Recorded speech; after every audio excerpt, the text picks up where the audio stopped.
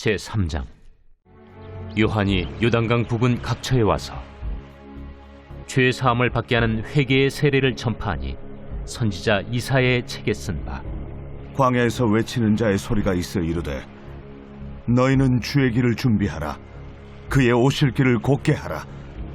모든 골짜기가 메워지고 모든 산과 작은 산이 낮아지고 굽은 것이 곧아지고 험한 길이 평탄하여질 것이요 모든 육체가 하나님의 구원하심을 보리라.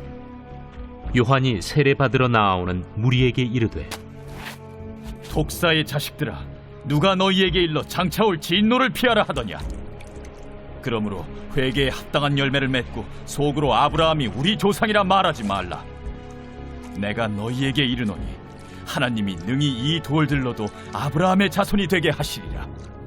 이미 도끼가 나무 뿌리에 놓였으니 좋은 열매 맺지 아니하는 나무마다 찍혀 불에 던져지리라. 그러면 우리가 무엇을 하리이까? 옷 2벌 있는 자는 옷 없는 자에게 나눠줄 것이요 먹을 것이 있는 자도 그렇게 할 것이니라. 세리들도 세례를 받고자 하여 와서 이르되, 선생이여, 우리는 무엇을 하리이까? 부과된 것 외에는 거두지 말라. 군인들도 물어 이르되, 우리는 무엇을 하리이까? 사람에게서 강탈하지 말며 거짓으로 고발하지 말고 받는 급료를 족한 줄로 알라. 오늘은 교회적으로 볼 때에 대림절 첫 번째 주일입니다. 강림절이라고도 하고 대강절이라고도 합니다. 이 대림절은 주님이 이 땅에 오신 성탄절을 기뻐하고 또 주님의 다시 오실 재림을 잘 맞이할 수 있도록 준비하는 절기입니다.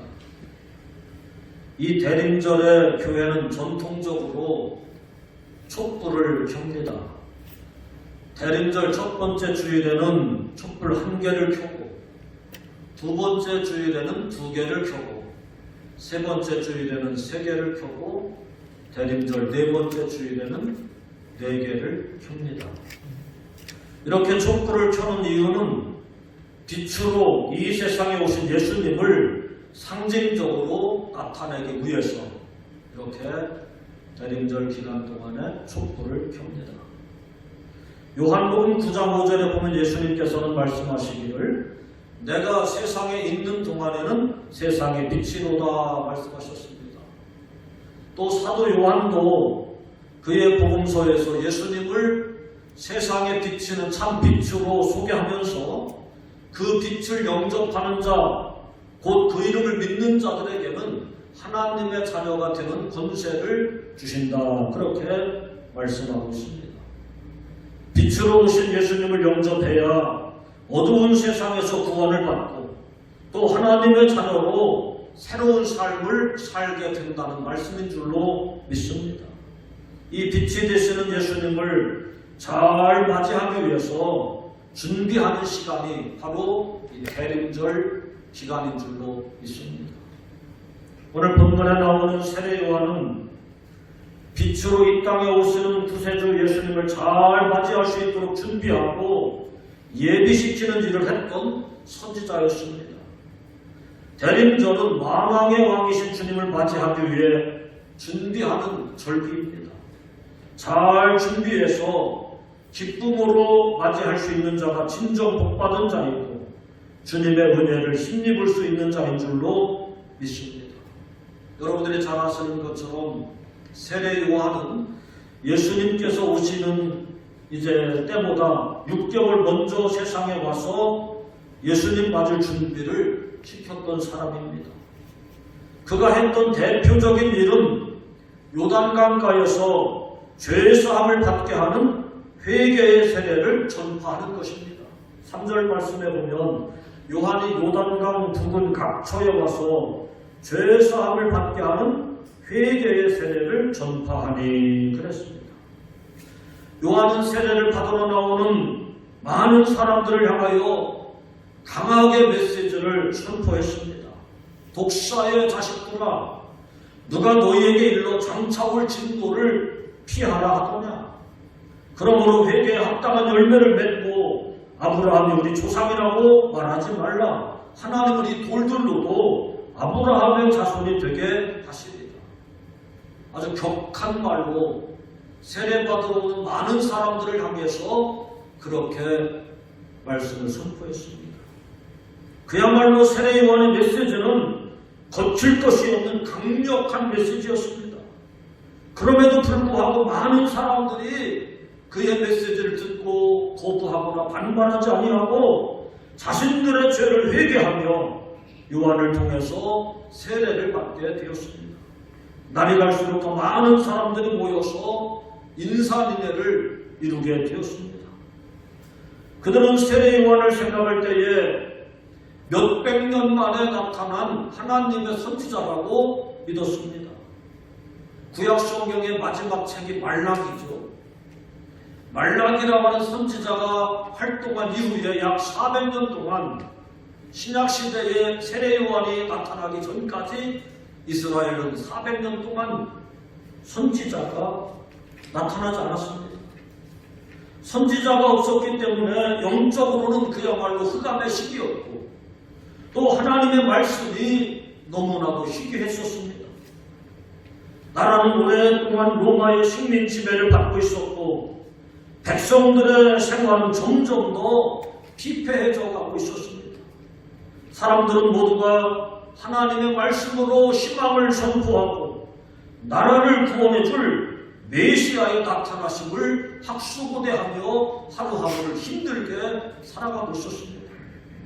그런데 어느 날 광야에서 하나님의 말씀을 강력하게 선포하는 사람이 나타났는데 그가 예사로운 사람처럼 보이지를 않았습니다.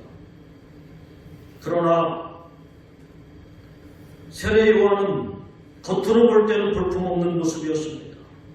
약대 털옷을 입고 메뚜기와 석청을 먹으면서 참 남부한 모습이었지만은 그가 전하는 말씀은 능력이 있었고 또 사람들은 그를 하나님이 보낸 메시아로 그렇게 생각하게 되었습니다. 그러나 세례 요한은 솔직하고 겸손하게 자기 자신을 드러냈습니다. 나는 그리스도가 아니고 내 뒤에 오시는 이가 계시는데 바로 그분이 물과 성령으로 세례를 베푸실 그리스도라. 나는 그의 길을 평탄케 하기 위해서 준비하는 자일 뿐이다. 할렐루야. 보통 사람 같으면 아마 자기 자신이 좀 교만한 마음이 생겨서 그리스도 대접을 받고 싶었을는지 모릅니다. 많은 사람들이 그를 추앙하고 존경하며 따라오니까 자기 자신이 신격화해서 자기를 그렇게 숭배하게 했을는지 모릅니다. 그렇지만 요한은 겸손하고 진솔하게 나는 그리스도가 아니다. 내 뒤에 오시는 분이 계시는데 그가 너희들에게 불과 성령으로 세례를 베풀 그리스도라 그렇게 말합니다.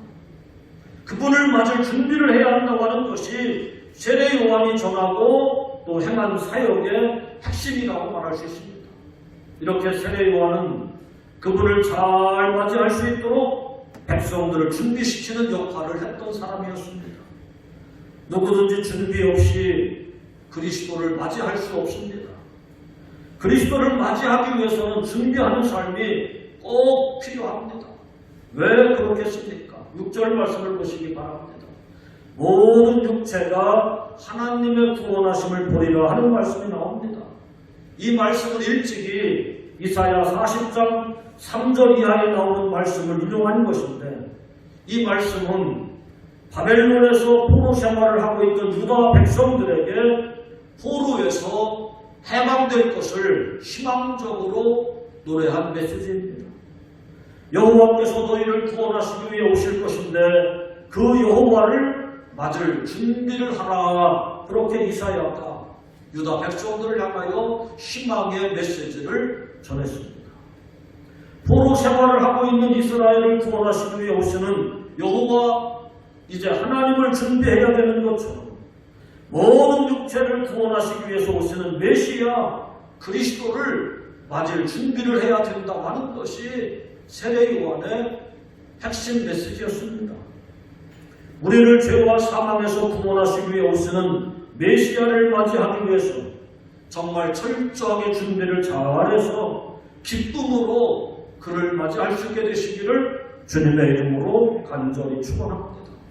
그럼 우리가 기쁨으로 주님을 맞이하기 위해서 어떻게 준비할 수가 있겠습니까? 오늘 말씀 4절 이하에 이렇게 말씀합니다. 광야에서 외치는 자의 소리가 있어 이르되 너희는 주의 길을 준비하라. 그의 오실 길을 곧게 하라. 따라서 합시다. 그의 오실 길을 곧게 하자. 그리고 5절에 보면 모든 골짜기가 메워지고 모든 산과 작은 산이 낮아지고 굽은 것이 곧아지고 험한 길이 평탄하여질 것이요 그랬습니다. 여기서 말씀하고 있는 골짜기 또 모든 산, 작은 산, 굽은 것 이것은 실제로 골짜기나 산이나 강을 말하는 것이 아니라 우리 인간의 마음의 상태를 비유적으로 보여주고 있는 것입니다. 그러므로 중요한 것은 우리 마음의 준비를 잘 하셔야 될 줄로 믿습니다. 로마서 12장 2절에 나오는 말씀처럼 너희는 이 세대를 본받지 말고 오직 마음을 새롭게 함으로 변화를 받아 하나님의 선하시고 기뻐하시고 온전하신 뜻이 무엇인지 분별하도록 하라. 마음을 새롭게 변화시켜서 오실 주님을 맞을 준비하시게 되기를 주님의 이름으로 간절히 축원합니다. 첫째로 모든 골짜기가 메워져야 됩니다. 따라서 합시다. 모든 골짜기를 메우자. 도로를 낼 때 골짜기가 있으면 그 골짜기를 메워야 길을 평탄하게 낼 수 있습니다. 그런데 우리 마음에도 많은 골짜기가 있어서 하나님께로 나아가는 길을 내지 못하고 주님을 만날 수 없는 경우가 많습니다. 아람 나라의 군대 장관이었던 나아만의 이야기를 잘 아실 겁니다. 자신의 나병을 고치기 위해서 이스라엘의 선지자 엘리사를 찾아갔습니다. 그런데 선지자가 요단강에 가서 7번 몸을 씻으라고 했을 때 화를 내며 그 하나님의 선지자의 말에 순종하지를 않았었습니다. 그에게는 의심의 골짜기가 있었습니다. 아니 우리나라 다메섹에도 좋은 강이 많은데 굳이 이렇게 내가 이스라엘에 그 요단강까지 와가지고 목욕을 해야만 되겠느냐. 자기 생각이죠. 의심의 골짜기가 있었습니다. 또 교만의 골짜기가 있었습니다. 또 자기 생각의 골짜기로 꽉 차 있었습니다. 여러분 이와 같이 사람에게는 누구나 마음의 골짜기가 있는데 그 골짜기를 메우지 않으면 길을 낼 수가 없고 주님께 나아갈 수가 없고 또 세상에 빛으로 오시는 구원의 주님을 맞이할 수가 없는 것입니다.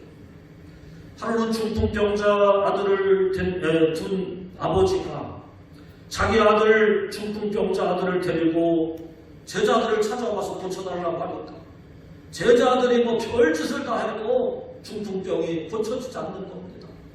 나름대로 제자들의 능력을 불신하고 의심했던 아버지가 이제 예수님에게 뭐라고 말합니까? 할 수 있거든 내 아들의 이 중풍병을 고쳐주세요. 그때 예수님께서 듣고 어이가 없어 말씀하시기를 따라서 합시다. 할 수 있거든이 무슨 말이냐? 믿는 자에게는 능치 못함이 없느니라. 그렇게 말씀하셨어요. 여러분 이 중풍병자 아들을 둔 아버지의 마음에는 불신의 골짜기, 의심의 골짜기가 꽉 차 있었기 때문에 심지어 예수님을 향해서도 만일 하실 수 있다라고 하면 내 아들의 중풍병을 고쳐달라 이렇게 말하는 거예요. 불신과 의심의 골짜기가 마음속에 꽉 차 있기 때문에 예수님을 만났어도 그렇게 말할 수밖에 없었던 겁니다. 여러분 사람이 세상을 살아가다 보면 실패할 수도 있고 낙심할 때도 있고 또 원치 않는 경험과 아픈 상처로 인하여 절망하고 분노할 수도 있습니다. 이 깊은 골짜기를 메우지 않으면 새 마음을 가질 수가 없는 겁니다. 내게 무슨 희망이 있겠느냐? 내년이 온다 한들 경제가 나아지겠느냐? 내일 해가 뜬다 한들 뭐가 특별히 나아지겠느냐? 메시아가 온다 한들 세상이 무슨 변화가 일어나겠느냐? 이렇게 낙심한 마음으로는 왕을 영접할 수가 없는 것입니다. 사람들에게 아무리 여러분 상처받고 지쳤다 할지라도 과거에 수많은 실수를 했다 할지라도 이제 모든 것을 잊어버리고 깊은 절망과 불신의 골짜기를 메워나가시게 되기를 주의 이름으로 축원합니다. 상처를 메우시기 바랍니다. 낙심을 메우시고 불신의 골을 메우시고 시름의 골을 메울 때에 험한 길이 평탄하게 될 줄로 믿습니다. 두 번째 따라서 합시다. 모든 산과 작은 산이 낮아져야 한다.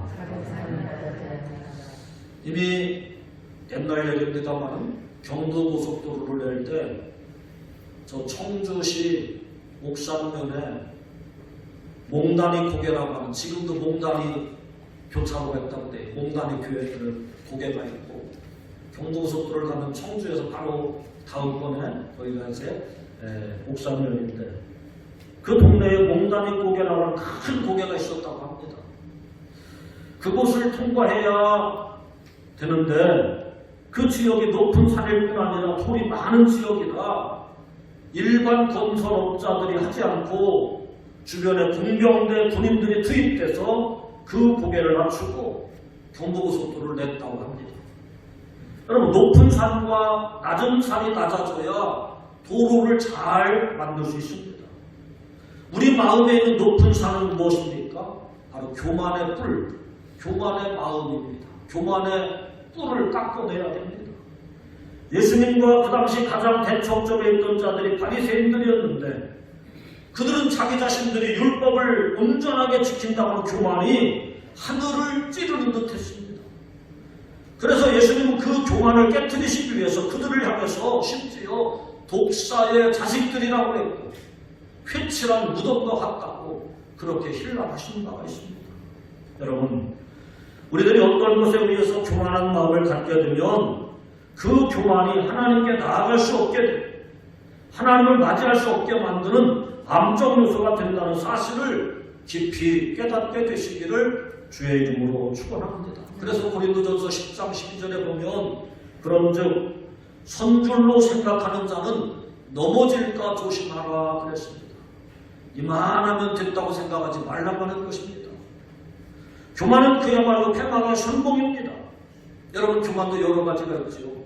지식의 교만이 있을 수 있고 물질, 소유의 교만이 있을 수 있고 또 지위의 교만도 있을 수 있습니다. 여러분, 이와 같은 지식이나 물질이나 소유나 또 명예, 지위의 교만을 과감히 깎아버리고 겸손해질 때 주님을 맞게 될 줄로 믿습니다. 겸손의 왕으로 오신 주님은 높고 높은 하늘 보좌를 버리시고 하나님과 본체이신 분이 그 높은 지위를 다 내려놓으시고 종의 형체를 가지고 인간 세상에 인간의 몸을 입고 내려오셨을 뿐만 아니라 죄인들의 친구로 살아가셨고 많은 병인들을 긍휼히 여기시면서 그들을 고쳐주셨고 십자가에 죽으실 뿐만 아니라 마침내 무덤에까지 내려가시게 되는 겸손의 극치, 겸손의 절정을 우리에게 보여주셨습니다.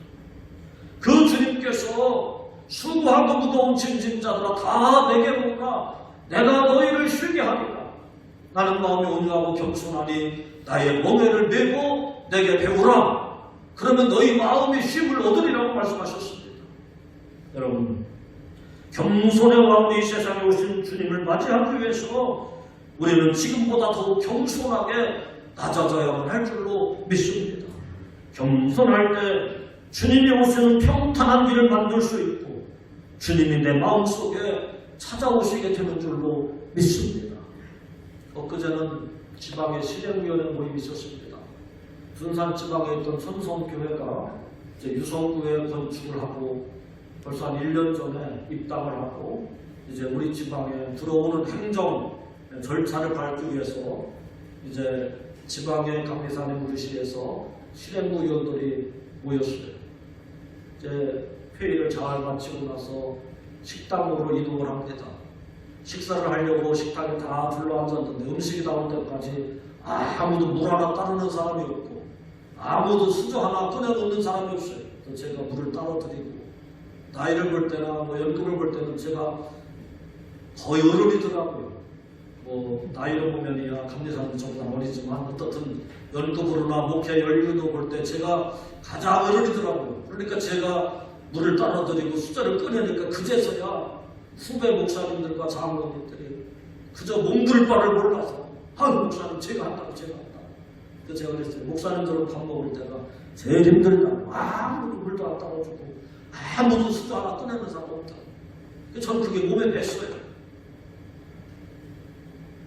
예배당에 들어가가도 잔디밭에 보니까 그 뭐에 돈 빌려준다는 건가 그 뭐 이렇게 명함식 카드 있잖아요.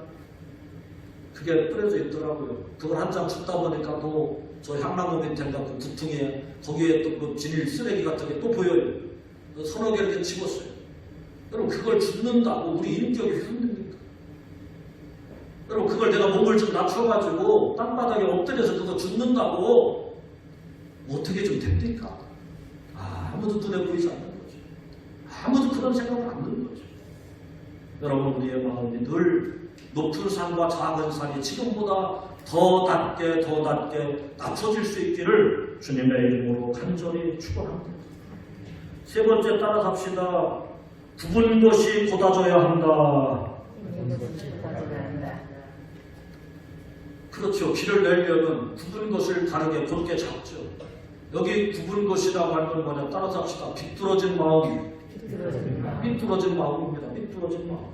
즉 비양심적이고 부정직하고 옳지 못한 행사를 말합니다. 여기 말씀해 보면 11절에 이렇게 말합니다.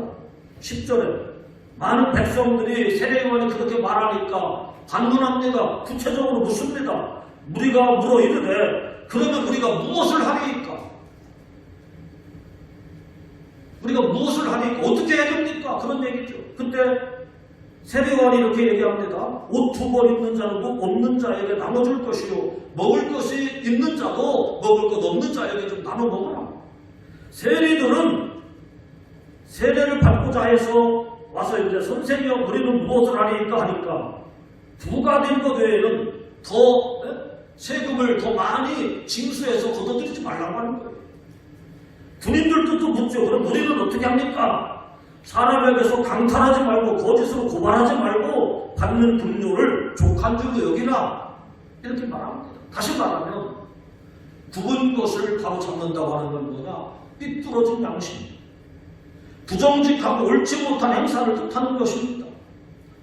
굽은 삶을 살았던 사람 중에 하나가 세리였는데 당시 로마 정권의 하수인이 되어서 정부가 정한 세금 외에 자신의 배를 채우기 위해서 더 많은 것을 늑탈하거나 착취했습니다.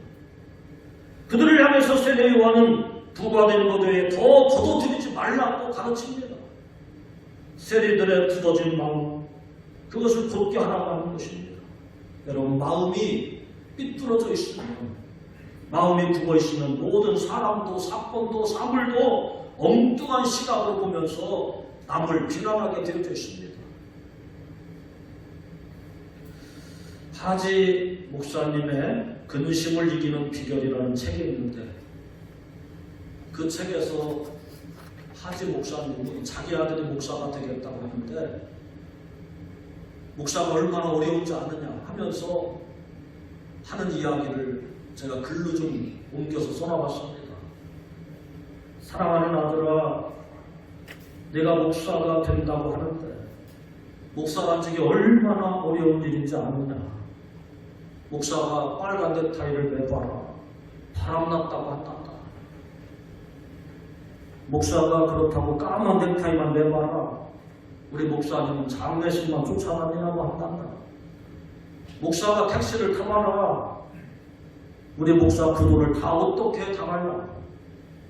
그렇다고 버스만 타고 다녀봐라. 우리 목사 촌스러워. 목사가 설교를 좀 길게 해봐라. 우리 목사님 태엽이 너무 길어. 설교가 짧아봐라. 우리 목사님 요즘 공부 안 하나 봐. 목사가 신방만 해봐라. 우리 목사님 할 일 되게 없나 봐. 신방을 안 해봐라. 요즘엔 신방 안 하고 무한대. 목사가 다른 교회 설교하러 많이 나가봐라. 우리 교회 어떻게 하고. 그렇다고 다른 교회 설교하러 안 가봐라. 불러주는 이가 있어야 하지. 교회를 부흥시키지 못해봐라 무능해. 그렇다고 교회가 부흥돼봐라 교회만 부흥시키면 뭐해?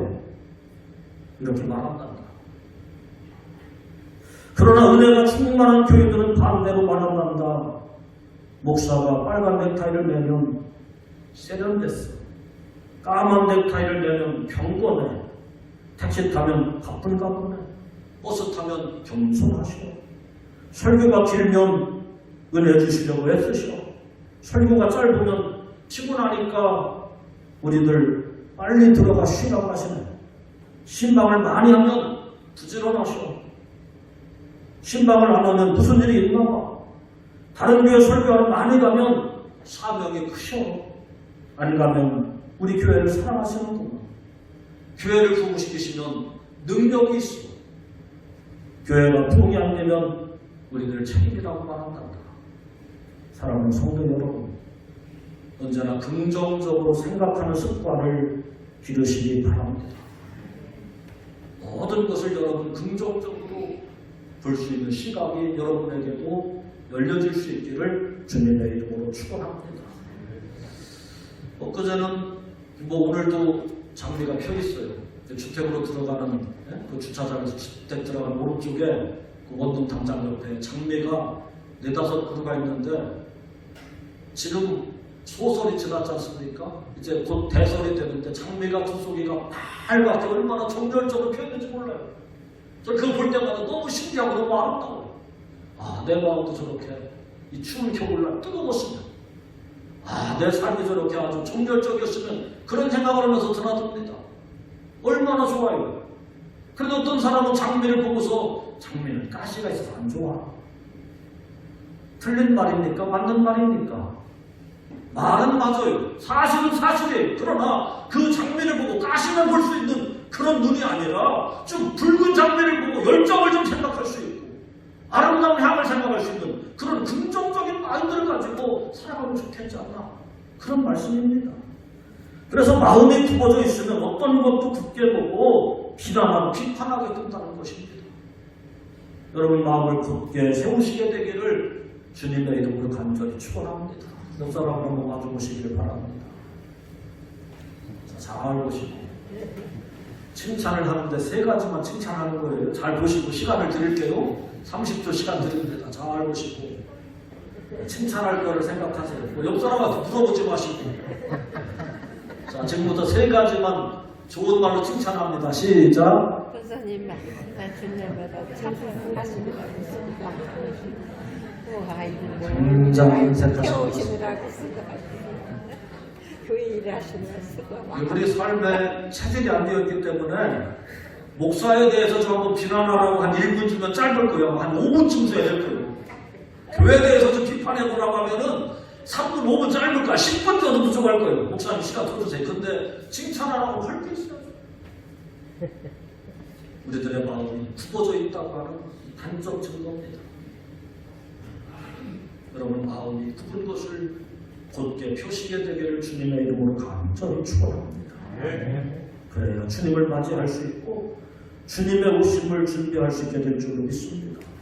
마지막 4번째 따라서 합시다. 험한 길을 평탄하게 하자. 우리가 골짜기를 메우고 산을 깎아서 길을 만들었지만 그 길이 항상 평탄하기 위해서는 관리도 잘해야 됩니다. 관리를 잘해야 돼요. 관리하지 않으면 길이 평탄하지 못하고 울퉁불퉁 다니다가 이제 어려운 사고를 만날 수 있습니다. 우리들의 마음이 험한 길이 되지 않기 위해서도 우리 마음속에 자리 잡고 있는 거칠고 표독하고 강팍한 마음을 여러분 제거해야 될 줄로 믿으시기 바랍니다. 2020년을 살아나오시면서 여러분 세상의 험한 풍파 속에서 혹시 주님을 향한 마음의 길이 거칠어져 있지는 않았었습니까? 주님을 향한 믿음이 약해지면서 그동안 불만과 불신과 원망의 마음이 들어차지는 않았었습니까? 남을 향한 비난과 비판과 증오의 마음으로 우리의 삶이 좀 각박하고 험악해져 있지는 않았었습니까? 어느새인가 나도 모르게 교만의 마음으로 남을 무시하는 삶을 살고 있지는 않았습니까? 여러분, 이런 마음으로 우리는 주님을 모셔서 안 됩니다. 이런 마음에 주님이 오셔서 좌정하실 수 있는 자리가 없습니다. 주님이 다시 오실 때 아멘 주 예수 어서 오시옵소서 기쁨으로 주님을 맞이하실 수 있기 위해서 여러분의 마음을 주님의 말씀으로 주님의 온유하고 겸손한 그 마음으로 주님의 사랑으로 섬기는 마음으로 가득가득 채워나가시게 되기를 주님의 이름으로 간절히 축원합니다. 하루아침에 변화되지는 않을 겁니다. 제가 아까 말씀드렸지만 저는 늘 그렇게 살아가려고 애를 씁니다. 뭐 페스탈로즈가 그랬습니까? 누가 그랬어요? 네?